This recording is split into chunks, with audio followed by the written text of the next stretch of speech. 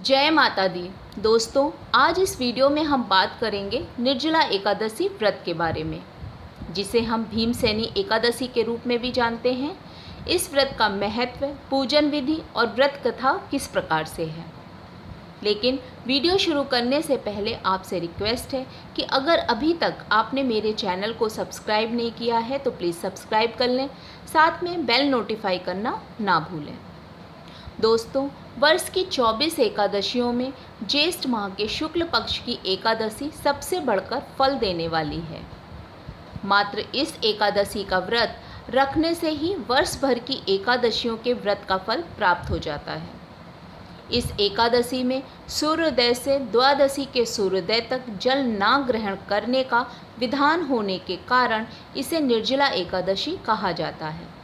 ज्येष्ठ मास में दिन बहुत बड़े होते हैं और प्यास भी बहुत अधिक लगती है।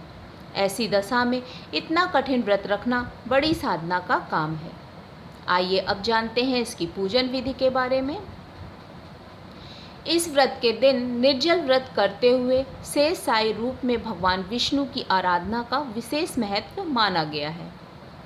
जलपान निषेध होने पर भी इस व्रत में फलाहार के बाद द्वादशी को ब्रह्म बेला में उठकर स्नान कर ब्राह्मणों को भोजन कराकर दान देना चाहिए।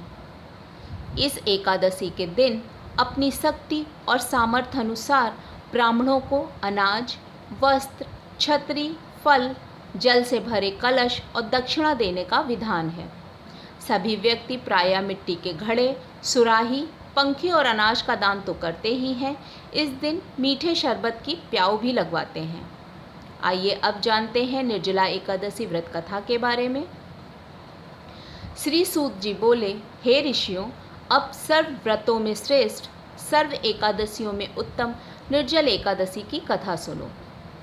एक बार पांडव पुत्र भीमसेन ने वेद व्यास जी से पूछा, हे महाज्ञानी पितामह, मेरे चारों भाई, माता तथा पत्नी एकादशी के दिन कभी भोजन नहीं करते।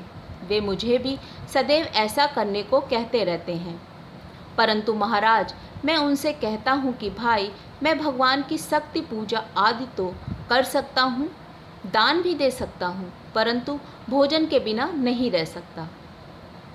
इस पर व्यास जी कहने लगे कि हे भीमसेन, यदि तुम नर्क को बुरा और स्वर्ग को अच्छा समझते हो तो प्रति मास की दोनों एकादशियों को अन्न मत खाया करो।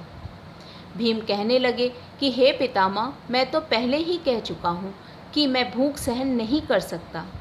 यदि वर्ष भर में कोई एक व्रत हो तो वह मैं रख सकता हूँ, क्योंकि मेरे पेट में वक्र नाम वाली अग्नि है, सो मैं भोजन किए बिना नहीं रह सकता।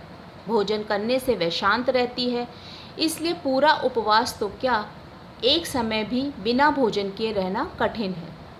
अतः आप मुझे कोई ऐसा व्रत बताइए जो वर्ष में केवल एक बार ही करना पड़े और मुझे स्वर्ग की प्राप्ति हो जाए। श्री व्यास जी कहने लगे कि हे पुत्र, बड़े बड़े ऋषियों ने बहुत शास्त्र आदि बनाए हैं, जिनसे बिना धन के थोड़े परिश्रम से ही स्वर्ग की प्राप्ति हो सकती है। इसी प्रकार शास्त्रों में दोनों पक्षों की एकादशी का व्रत मुक्ति के लिए रखा जाता है। व्यास जी के वचन सुनकर भीमसेन नर्क में जाने के नाम से भयभीत हो गए और कांप कर कहने लगे कि अब मैं क्या करूं? मास में 2 व्रत तो मैं कर नहीं सकता, हाँ, वर्ष में एक व्रत करने का प्रयत्न अवश्य कर सकता हूँ। अतः वर्ष में एक दिन व्रत करने से यदि मेरी मुक्ति हो जाए तो ऐसा कोई व्रत बताइए। यह सुनकर व्यास जी कहने लगे कि वृषभ और मिथुन की संक्रांति के बीच ज्येष्ठ मास के शुक्ल पक्ष की जो एकादशी आती है उसका नाम निर्जला है। तुम उस एकादशी का व्रत करो। इस एकादशी के व्रत में स्नान और आचमन के सिवा जल वर्जित है। आचमन में 6 मासे से अधिक जल नहीं होना चाहिए, अन्यथा वह मदपान के सदृश हो जाता है। इस दिन भोजन नहीं करना चाहिए, क्योंकि भोजन करने से व्रत नष्ट हो जाता है। यदि एकादशी को सूर्योदय से लेकर द्वादशी के सूर्योदय तक जल ग्रहण ना करे तो उसे सारी एकादशियों के व्रत का फल प्राप्त होता है। द्वादशी को सूर्योदय से पहले उठकर स्नान आदि करके ब्राह्मणों को दान आदि देना चाहिए। इसके पश्चात भूखे और सत्पात्र ब्राह्मण को भोजन कराकर फिर स्वयं भोजन कर लेना चाहिए। इसका फल पूरे 1 वर्ष की संपूर्ण एकादशियों के बराबर होता है। व्यास जी कहने लगे कि हे भीमसेन, यह मुझको स्वयं भगवान ने बताया है। इस एकादशी का पुण्य समस्त तीर्थों और दानों से अधिक है। केवल एक दिन मनुष्य निर्जल रहने से पापों से मुक्त हो जाता है। जो मनुष्य निर्जला एकादशी का व्रत करता है, उसकी मृत्यु के समय यमदूत आकर नहीं घेरते, वरन भगवान के पार्षद उसे पुष्पक विमान में बिठाकर स्वर्ग को ले जाते हैं।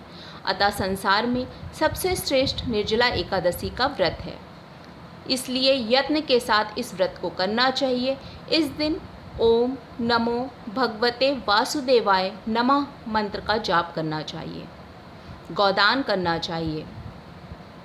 इस प्रकार व्यास जी की आज्ञानुसार भीमसेन ने इस व्रत को किया। इसलिए इस एकादशी को भीमसेनी या पांडव एकादशी भी कहते हैं। निर्जला व्रत करने से पूर्व भगवान से प्रार्थना करें कि हे भगवान, आज मैं निर्जला व्रत करता हूँ। दूसरे दिन भोजन करूँगा। मैं इस व्रत को श्रद्धापूर्वक करूँगा, अतः आपकी कृपा से मेरे सब पाप नष्ट हो जाएं। इस दिन जल से भरा हुआ एक घड़ा वस्त्र से ढांककर स्वर्ण सहित दान करना चाहिए। जो मनुष्य इस व्रत को करते हैं, उनको करोड़ों पल सोने के दान का फल मिलता है, और जो इस दिन यज्ञ आदि करते हैं, उनका फल तो वर्णन ही नहीं किया जा सकता। इस एकादशी के व्रत से मनुष्य विष्णु लोक को प्राप्त होता है। जो मनुष्य इस दिन अन्न खाते हैं, वे चांडाल के समान हैं, वे अंत में नरक में जाते हैं। जिसने निर्जला एकादशी का व्रत किया है, वह चाहे ब्रह्म हत्यारा हो, मदपान करता हो, चोरी की हो या गुरु के साथ द्वेष किया हो, मगर इस व्रत के प्रभाव से स्वर्ग जाता है।